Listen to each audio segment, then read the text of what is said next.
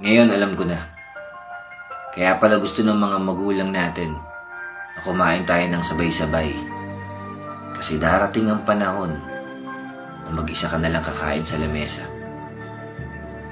Kaya pala 6:00 pa lang ng gabi, gusto ng mama at papa natin na magkakasama tayo.